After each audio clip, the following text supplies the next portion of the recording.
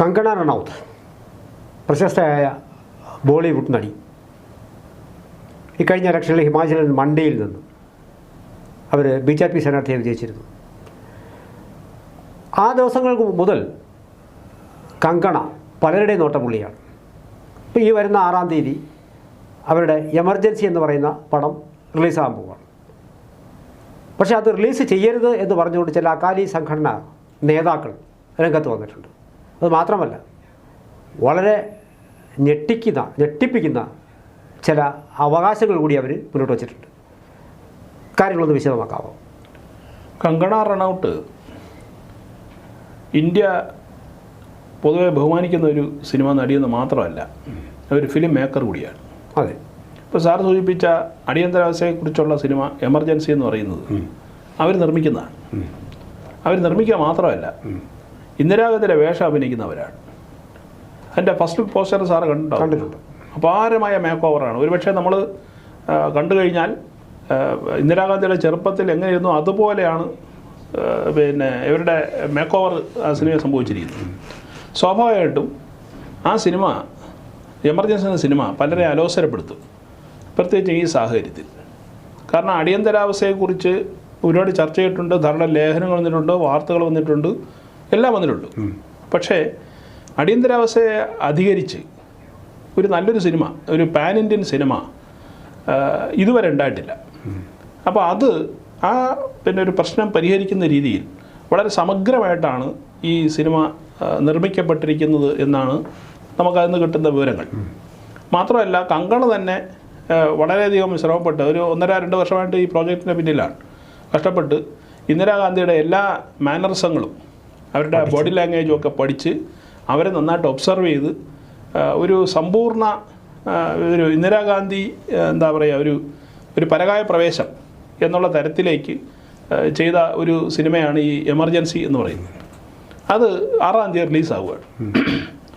പിന്നെ കങ്കണയുടെ ഒരു പ്രത്യേകത, അവർ സിനിമാ നടി, ബോളിവുഡ് നടിയാണ്. പക്ഷേ ബോളിവുഡിൻ്റെ സ്ഥിരം സ്വഭാവങ്ങളൊന്നും ഇല്ലാത്തൊരു നടിയാണ്. നമുക്ക് വേണമെങ്കിൽ നമ്മുടെ സുരേഷ് ഗോപിയെ പോലെ വേണമെങ്കിൽ പറയാം. ഇവർ രണ്ടുപേരും BJPയിലെ MP-മാരാണ്. രണ്ടുപേരും സിനിമാ താരങ്ങളുമാണ്. പക്ഷെ അവർ ഒരു ഫിലിം മേക്കർ കൂടിയാണ്. അപ്പോൾ ഈ രണ്ടുപേരുടെയും സ്വഭാവത്തിന് ചില സമാനതകളുണ്ട്.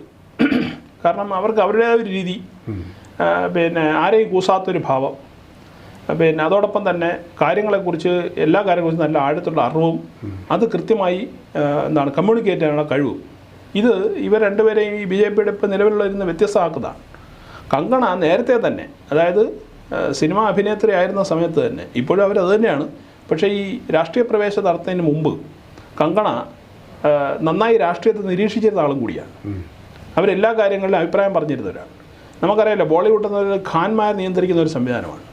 അവിടെയുള്ള നടികളെല്ലാം തന്നെ ഈ ഖാൻമാരുടെ പിന്നാലെ നടക്കുന്നവരും കൂടിയാണ്. സ്വന്തമായ ഐഡൻറ്റിറ്റി അവിടെയുള്ള നടിമാർക്ക് ഇതുവരെയുള്ളവർക്ക് ഉണ്ടായിട്ടില്ല. പക്ഷെ അതിൽ നിന്ന് വ്യത്യസ്തയായി വേറൊരു സ്വന്തമായൊരു ചാല് കയറി അതിൽ കൂടി നടന്ന നടിയാണ് കങ്കണ എന്ന് പറയുന്നത്. അതുകൊണ്ട് തന്നെ കങ്കണയ്ക്ക് ബോളിവുഡിൽ ശത്രുക്കളുണ്ട്. ബോളിവുഡിൽ ധാരാളം ശത്രുക്കൾ പുറമേ ഉള്ളതിനേക്കാളും അവിടെയുണ്ട്. പക്ഷേ അതൊന്നും അവർ കൂസാറില്ല. അവർ പറയുന്നത് എനിക്ക് ചെയ്യാൻ കഴിഞ്ഞ് ഞാൻ ചെയ്യുന്നു, ആരെന്നെ പ്രൊമോട്ട് ചെയ്യുന്ന എൻ്റെ ഒരു വിഷയമേ അല്ല എന്നവർ പല ആവർത്തി പറഞ്ഞിട്ടുള്ളതാണ്. സമൂഹത്തിൻ്റെ ഭാഗമായി നിൽക്കുമ്പോൾ പറയേണ്ടതെല്ലാം തൻ്റെ ഭാവി സിനിമാ മേഖലയിൽ ഇച്ചിരി ബുദ്ധിമുട്ടാവൂ എന്ന് കരുതി മാറി നിൽക്കാതെ കൃത്യമായ അഭിപ്രായ വ്യത്യാസങ്ങൾ ഈ കാലയളവിൽ അവർ പറഞ്ഞു വന്നിട്ടുണ്ട്. തീർച്ചയായിട്ടും. അതായത് പൊതുവേ ഒരു ബോളിവുഡിൻ്റെ ഒരു രീതി എന്ന് പറയുന്നത്, അവിടെ നടന്മാർ ചെയ്യുന്നത് അവരുടെ സിനിമയിൽ കിട്ടിയ ഇമേജ് അവർ സ്വാഭാവികമായിട്ട് കളയാൻ മാത്രമല്ല, അതവർ മറ്റ് മേഖല ഉപയോഗിച്ച് പണം ഉണ്ടാക്കും. ഇപ്പം ബ്രാൻഡ് അംബാസഡർ ആവുകയും വലിയ പരസ്യങ്ങളിലൊക്കെ അഭിനയിച്ച് പണം ഉണ്ടാക്കുകയും ചെയ്യുന്ന രീതി അവർക്കുണ്ട്. കങ്കണ എന്ന് വളരെ വ്യത്യസ്തയാണ്. അവർ ആ ഒരു മാർഗ്ഗം സ്വീകരിച്ച ആളല്ല. അതിന് പകരം നേരത്തെ പറഞ്ഞതുപോലെ പൊതു കാര്യങ്ങളിൽ, സിനിമ എന്ന് പറയുന്ന മാധ്യമം എപ്പോഴും ഈ സമൂഹത്തിൻ്റെയും കൂടിയാണല്ലോ. അപ്പോൾ സമൂഹത്തിൻ്റെ പ്രശ്നങ്ങളിൽ ഇടപെടാനും കൂടി കഴിയുന്നവരായിരിക്കണം അതിലിടപെടുന്ന നടന്മാർ. പെട്ടെന്ന് ഇടപെടാനും ആഴത്തിൽ ഇടപെടാനും കഴിയുന്ന ഒരു മാധ്യമമാണ്. തീർച്ചയായിട്ടും. ആ രീതിയിൽ കങ്കണ എന്ന് പറയുന്നത് ബോളിവുഡിലെ വളരെ നമ്മൾ വ്യത്യസ്തയായ ഒരു നടി എന്ന് നമുക്ക് അവർ പറയേണ്ടി വരും. പിന്നെ കഴിഞ്ഞ ലോക്സഭാ തെരഞ്ഞെടുപ്പിൽ അവരെ ഹിമാചൽ പ്രദേശത്തിലെ മണ്ഡി എന്ന് പറയുന്ന മണ്ഡലത്തിലെ സ്ഥാനാർത്ഥിയായിട്ട് BJP പ്രഖ്യാപിച്ചു. അത് ഒരു പരിധിവരെ അവരുടെ വിജയത്തിന് മാത്രമല്ല, ഈ മണ്ഡി BJPക്ക് ഒരു ബാലിയാറ മലയായിരുന്നു. അത് വിജയിച്ചെടുത്തത് ഇവരായതുകൊണ്ട് മാത്രമല്ല, എല്ലാ സീറ്റും ജയിച്ചു ഹിമാലിൽ. അത് ഇവരുടെ സ്ഥാനാർത്ഥിത്വം അതിന് വലിയ തീർച്ചയായിട്ടും വലിയൊരു ഇമ്പാക്റ്റ് അവർ ഉണ്ടാക്കിയിട്ടുണ്ട്. മാത്രമല്ല ഇവർ വളരെ യങ്ങാണ്. പക്ഷേ യങ് ആണെങ്കിൽ കൂടി അതിനപ്പുറമുള്ള പക്വതയും പാകതയും കാര്യങ്ങളെ വിലയിരുത്താനും അത് ഫലപ്രദമായി കമ്മ്യൂണിക്കേറ്റ് ചെയ്യാനുള്ള ഒരു കഴിവും കൂടി അവർക്കുള്ളതുകൊണ്ട് തന്നെ അവർ വളരെ വ്യത്യസ്തമായൊരു ഒരു MP ആയിട്ടാണ് BJPയുടെ ഒരു കാറ്റഗറി നിൽക്കുന്നത്. ഈ അടുത്ത ദിവസങ്ങളിൽ കങ്കണ ഒരു പരാമർശം നടത്തി. പരാമർശം എന്ന് പറയുന്നത് നമ്മുടെ കർഷക സമരം അതിനെക്കുറിച്ചാണ് പറഞ്ഞത്. ഇപ്പോൾ കഴിഞ്ഞ ഒരു 10-20 ദിവസമായിട്ട് അവർ പിന്നെ നിരാഹാര സമരം നടത്തുന്നുണ്ട് ബോർഡറിൽ. കഴിഞ്ഞ പിന്നെ ഒരു ടേമിൽ ഇവർ ആ സമരം അക്രമാസക്തമാവുകയും വലിയ വിഷയങ്ങളാവുകയും ചെയ്തതൊക്കെ നമുക്കറിയാമല്ലോ. അപ്പോൾ ഒരു പോഡ്കാസ്റ്റിൽ കൊടുത്തൊരു അഭിമുഖത്തിൽ കങ്കണ പറഞ്ഞത് ഈ കർഷക സമരം ബംഗ്ലാദേശ് കലാപത്തിൻ്റെ ഒരു മോഡലിൽ മാറ്റിയെടുക്കാനുള്ള ഒരു ശ്രമം ഉണ്ടായിരുന്നു. ഇനിയുള്ള സമരത്തിൽ അത് ഉണ്ടാവും എന്നാണ്. കാരണം അവരുടെ ഉദ്ദേശം എന്ന് പറയുന്നത് കർഷകരെ സഹായിക്കലല്ല, മറിച്ച് മോദി സർക്കാരിനെ ടോപ്പിൾ ചെയ്യുക, മറിച്ചിടുക എന്നുള്ളതാണ് ഒരു പ്രധാനപ്പെട്ട ലക്ഷ്യം. അതിനുവേണ്ടി അവർ ശവശരീരങ്ങൾ കെട്ടിത്തൂക്കും, അവർ ഗ്യാങ് റാപ്പുകൾ അവർ ചെയ്യും, അനാവശ്യമായ പിന്നെന്താണ് ഈ തീവയ്പ്പും കൊള്ളിവയ്പ്പും അവർ നടത്തും എന്ന തരത്തിൽ അവർ ഈ അഭിമുഖത്തിൽ പറഞ്ഞു. അതിന് ഒരു രാജ്യത്ത് ജീവിച്ചുകൊണ്ട് ആ രാജ്യത്തിൻ്റെ എല്ലാ നിയമ സംവിധാനങ്ങളെയും ചോദ്യം ചെയ്യുന്ന തരത്തിലുള്ള അഭിപ്രായങ്ങൾ പറയുക, പ്രസ്താവന ഇറക്കുക. അതെ. അപ്പോൾ അങ്ങനെ അവരൊരു പിന്നെ സ്റ്റേറ്റ്മെൻ്റ് നടത്തി. ആ സ്റ്റേറ്റ്മെൻറ്റ് വലിയ പ്രകമ്പനം ഉണ്ടാക്കി. നമ്മൾ മലയാള മാധ്യമങ്ങളിലൊന്നും അത്തരം കാര്യങ്ങളൊന്നും ചർച്ചയ്ക്ക് വന്നിട്ടില്ല, സാധ്യതയില്ല. കാരണം ഇവിടെ പിന്നെ സുരേഷ് ഗോപി പോലും രാജ്യത്തിന് അനുകൂലമായി പറഞ്ഞു കഴിഞ്ഞാൽ അതിനെ തമസ്കരിക്കുന്ന രീതി ഉള്ളതുകൊണ്ട് തന്നെ പിന്നെ ഇത് വന്നില്ല. മറിച്ച് അത് വിവാദമായപ്പോൾ, അതായത് ചില ആളുകളൊക്കെ ഈ കോൺഗ്രസ് പാർട്ടിയിലും മറ്റുള്ളവരൊക്കെ ഇത് അതുപോലെ ഫാർമേഴ്സ് സംഘടനകളും ഇതിനെ എതിർത്തപ്പോൾ അത് വാർത്തയായി. പക്ഷെ അതിൽ കങ്കണ കുലുങ്ങിയില്ല. കാരണം അവർ പറഞ്ഞത്, ഞാൻ പറഞ്ഞ യാഥാർത്ഥ്യമാണ്, ഇതൊക്കെ കഴിഞ്ഞതിൽ നമ്മൾ കണ്ടതാണ്, നമ്മൾ തിക്രി ബോർഡറിൽ കണ്ടതാണ്, ഗ്യാങ് റാപ്പിൻ്റെ ഭാഗമായിട്ടുണ്ടായി ഒരു ഡെഡ് ബോഡി കെട്ടിത്തൂക്കുന്ന സംഭവങ്ങൾ നമ്മൾ കണ്ടതാണ്. പക്ഷേ അതിൻ്റെയൊക്കെ സത്യാവസ്ഥ പുറത്തുണ്ടെങ്കിൽ മാധ്യമങ്ങൾ പരാജയപ്പെട്ടു, അല്ലെങ്കിൽ അവർ ബോധപൂർവ്വം ചെയ്തില്ല എന്നുള്ളതാണ്. ആ സത്യം ഇവർ വിളിച്ചു പറഞ്ഞു. ആ വിളിച്ചു പറഞ്ഞ സത്യത്തെയാണ് ഇവരെ അലോസരപ്പെടുത്തിയതുകൊണ്ട് അവർക്കെതിരെ തിരിയാനുള്ള പ്രധാനപ്പെട്ട കാരണം.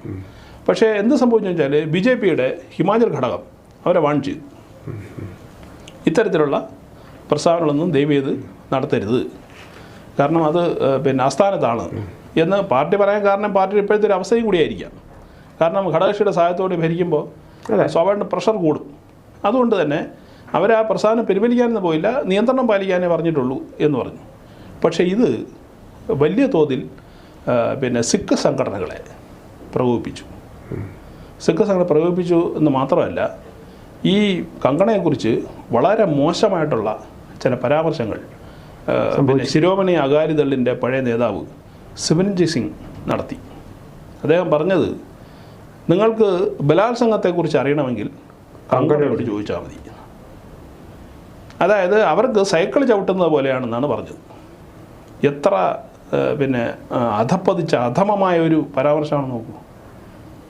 പിന്നെ ധാരാളം ആളുകൾ സ്നേഹിക്കുന്ന ഒരു പിന്നെ രാജ്യത്തെ ഏറ്റവും വലിയ രാഷ്ട്രീയ പാർട്ടിയുടെ ഒരു MP, അതൊന്നും അല്ലാതിരിക്കട്ടെ, എന്നാൽ പോലും ഇത്രയും പ്രായവും പക്വതയുള്ള ഈ മനുഷ്യൻ ഈ രൂപത്തിൽ ഒരു സ്ത്രീയെ ആക്ഷേപിക്കാൻ പാടുണ്ടോ? അപ്പോൾ സ്ത്രീകളോട് അവരുടെ സമീപനം അതാണ്. പിന്നെ ഈ സിനിമയെ ബന്ധപ്പെട്ട് ഈ എമർജൻസി എന്ന സിനിമ, അതിൽ അടിയന്തരാവസ്ഥയിലെ സിനിമയിൽ ചില ഭാഗങ്ങൾ ഒഴിവാക്കാൻ പറ്റില്ലല്ലോ. പ്രധാനമായിട്ടും ഈ സിഖുകാരുടെ കലാപം, ജർണൈൽ സിംഗ് ഭിന്ദ്രൻവാല ഓർമ്മ ഉണ്ടാവുമല്ലോ, പിന്നെ അദ്ദേഹത്തിൻ്റെ കൊലപാതകം, ബ്ലൂ സ്റ്റാർ ഓപ്പറേഷൻ, ഇങ്ങനെയൊക്കെ പറഞ്ഞിട്ട് ഈ അടിയന്തരാവസ്ഥയിലേക്ക് നയിച്ച ചില കാര്യങ്ങളുണ്ട്. അതിനുശേഷം ഇന്ദിരാഗാന്ധിയുടെ വാദത്തിലേക്കും പോയത് ഈ കാരണങ്ങൾ കൊണ്ടാണ്. അപ്പോൾ ഇതൊക്കെ ഈ സിനിമയിൽ വരുന്നുണ്ട്. അപ്പോൾ ഈ തീവ്ര സിഖ് സംഘടനകൾ, അതായത് പിന്നെ പന്നുവൊക്കെ സ്പോൺസർ ചെയ്യുന്ന സിഖ് സംഘടന ഇപ്പോഴും ഇന്ത്യയിൽ സജീവമാണ്. അതിൽ ഒരു ഗ്രൂപ്പ് ഒരു വധഭീഷണി പിന്നെ കങ്കണയ്ക്കെതിരെ ഉന്നയിച്ചു. അതായത് ഇവരെ കഴുത്തറുത്ത് കളയും എന്നുള്ളതാണ്. എന്താണ് കാരണം ചോദിച്ചാൽ, നിങ്ങൾ സിഖുകാരെ മോശമായിട്ട് ചിത്രീകരിക്കുന്നു. എങ്ങനെ മോശമായിട്ട് ചിത്രീകരിക്കുന്നു? സിനിമയിൽ ഭിന്ദ്രൻവാലയെയും അതുപോലെ തന്നെ സിഖ് സമൂഹത്തെയും, കാര്യം അവരാണല്ലോ ഈ ഇന്ദിരാഗാന്ധിയെ കൊലപ്പെടുത്തിയത്, അതൊന്നും കാണിക്കാൻ പാടില്ല എന്ന്. എത്ര വിചിത്രമായ ന്യായമാണെന്ന് നോക്കിയാണ്. അപ്പോൾ ഇവർ പിന്നെ കൂടെ നിൽക്കുന്നത് ഭീകരന്മാരോടൊപ്പമാണെന്ന് അർത്ഥം. സിഖുകാരിൽ ഒരുപാട് നല്ല ആളുകളുണ്ട്, ഭൂരിപക്ഷം അവരാണ്. അല്ല, രാജ്യസ്നേഹത്തിന് പേരിട്ടവരാണ് സിഖുകാർ. പക്ഷേ അവരുടെ ദൗർഭാഗ്യവശാൽ അവരുടെ ഇടയിൽ കുറച്ച് പേർ. അല്ല, ഈ ബിന്ദരംവാലയൊക്കെ മോശമായിട്ട് കാണിക്കില്ലെന്ന് പറഞ്ഞാൽ അദ്ദേഹം അത്രയ്ക്ക് ദിവ്യനായിരുന്നു. അല്ലെങ്കിൽ തന്നെ ഈ ഇന്ദിരാഗാന്ധിയെ വെടിവെച്ച് കൊന്ന സിഖുകാരെന്ന് പറയുന്നത് അവർ ദിവ്യമാരായിരുന്നു. അല്ല, അങ്ങനെ തന്നെ ഒരു സിനിമ എടുക്കുമ്പോൾ അത് ചരിത്രത്തോട് നീതി പുലർത്തുന്നതാകണ്ടേ? അങ്ങനെ ആവണ്ടേ? അത് തന്നെയാണ് കങ്കണയും പറയുന്നത്. എന്നാൽ പിന്നെ ഈ സിനിമ ഇല്ല എന്നാണ് പറയുന്നത്. അതാണ് ഞാൻ പറയാൻ ഈ പറഞ്ഞ വിഷയങ്ങളൊക്കെ മാറ്റി വെച്ച് കഴിഞ്ഞാൽ പിന്നെ ഈ സിനിമ കൊണ്ട് എന്താ പ്രയോജനം എന്നാണ് അവർ ചോദിക്കുന്നത്. ഒരു പ്രസക്തിയില്ല, ഒരു പ്രസക്തിയില്ല. അപ്പോൾ അതുകൊണ്ട് തന്നെ ഇത്തരം ഭീഷണികളിലൊന്നും തളരുന്ന ആളല്ല കങ്കണ എന്നവർ വ്യക്തമായിട്ട് സുരേഷ് ഗോപി പറഞ്ഞതുപോലെ ഈ ഭീഷണിയൊന്നും എൻ്റെ അടുത്ത് ചിലവാകത്തില്ല. ഏതറ്റം വരെയും ഞാൻ പോകും ഈ സിനിമ റിലീസ് ചെയ്തതിന് വേണ്ടിയിട്ട്. ഇനി ഏതെങ്കിലും തരത്തിൽ സെൻസർ ബോർഡ് എനിക്ക് അംഗീകാരം തന്നില്ല എങ്കിൽ ഞാൻ കോടതിയിലേക്ക് പോകും. കാരണം ഇത് എന്ന് പറയുന്നത് രാജ്യം ചർച്ച ചെയ്തതാണ്, ചരിത്ര പുസ്തകങ്ങളിലൂടെ എഴുതപ്പെട്ടിട്ടുള്ളതാണ്. ആ സത്യങ്ങളെയാണ് ഞാനിവിടെ ചിത്രീകരിച്ച് കാണിക്കുന്നത്, അല്ല ഞാൻ കൈ നിട്ടൊന്നും പറയുന്നില്ല. അപ്പോൾ സ്വാഭാവികമായിട്ട് അവിടെ സിഖുകാരെ കാണിക്കാൻ പറ്റില്ല, അതിന് പകരം ജൈനരെ വയ്ക്കാൻ പറ്റില്ലല്ലോ. കാരണം ഇവരാണല്ലോ അതിൽ ഇൻവോൾവ് ആയിട്ടുള്ള പാർട്ടികളെന്ന് പറയുന്നത്. സ്വാഭാവികമായിട്ടും ആ വിഷയങ്ങളെങ്കിലും ചർച്ച ചെയ്യേണ്ടതായിട്ട് വരും. അങ്ങനെ ചർച്ച ചെയ്യുന്ന സമയത്ത് നിങ്ങൾക്ക് ബുദ്ധിമുട്ടാണ് എങ്കിൽ നിങ്ങൾ എന്ത് ചെയ്യുക? നിങ്ങൾ പരാതിപ്പെടേണ്ട സ്ഥലം നിങ്ങളത് ചെയ്തല്ലോ. മറിച്ച് എന്നെ എന്തിനാണ് മോശക്കാരായിട്ട് ചിത്രീകരിക്കുന്നത്, എന്നെ എന്തിനാണ് കൊല്ലുമെന്നൊക്കെ പറയുന്നത്, അത് നിങ്ങളുടെ ഭീരുത്വമാണ് എന്നാണ് കങ്കണ പിന്നെ ഇവരെ ചോദ്യം ചെയ്തിരിക്കുന്നത്. വരും ദിവസങ്ങളിൽ ഈ വിവാദം കൂടുതൽ കൊടുക്കാൻ കാര്യം 6-ാം തീയതിയാണ്, ഇനി അധികം ദിവസമില്ല. ഇന്ന് 30-ആയി, പിന്നെ ഒരാഴ്ചക്കുള്ളിൽ സിനിമ റിലീസ് ആകുമ്പോഴാണ് ഇന്ത്യയിൽ എമ്പാടും. അപ്പോൾ അതുകൊണ്ട് തന്നെ ഇവർ പലതരത്തിലുള്ള പിന്നെ അക്രമങ്ങൾ ചിലപ്പോൾ ഒരുപക്ഷെ ശ്രമിച്ചേക്കുന്നുള്ളൂ. അതായത് രാജ്യത്തിനകത്തു നിന്ന് തന്നെ നമ്മളിപ്പോൾ ഏതോ ഒരു നൂറ്റാണ്ടുകൾക്ക് മുമ്പുള്ള ഒരു ഇരട്ട കാലഘട്ടത്തെക്കുറിച്ചുള്ള കാര്യമല്ല ഇപ്പോൾ സിനിമയാക്കാൻ പോകുന്നത്. അതെ. ഈ അടുത്ത കാലത്ത് തന്നെ സംഭവിച്ച ഈ അടുത്ത കാലത്ത് തന്നെ പിന്നെ സംഭവിച്ച ഒരു വിഷയമാണ് ഇപ്പോൾ സിനിമയിലേക്ക് പകർത്തപ്പെടുന്നത്. പക്ഷേ അങ്ങനെ ചില സത്യങ്ങൾ പറയാനുള്ള അവസരം ഒരുക്കാതെ രാജ്യത്തെ വീണ്ടും, അല്ലെങ്കിൽ ഒരു കലയെ വീണ്ടും, നല്ലൊരു കമ്മ്യൂണിക്കേഷൻ മാധ്യമത്തെ വീണ്ടും ഒരു ഇരട്ട കാലഘട്ടത്തിലേക്ക് തള്ളിവിടാനുള്ള ചില കുബുദ്ധികളുടെ തീവ്ര ശ്രമങ്ങളാണ് വാസ്തവത്തിൽ ഇപ്പോൾ നടക്കുന്നത്. എന്തായാലും ഇത് അനുവദിച്ചു കൊടുക്കാൻ കഴിയുന്നതല്ല. കോടതിയും അതിന് പിന്നെ അതേ രീതിയിൽ ചിന്തിക്കുമെന്ന് കരുതാം. അതെ.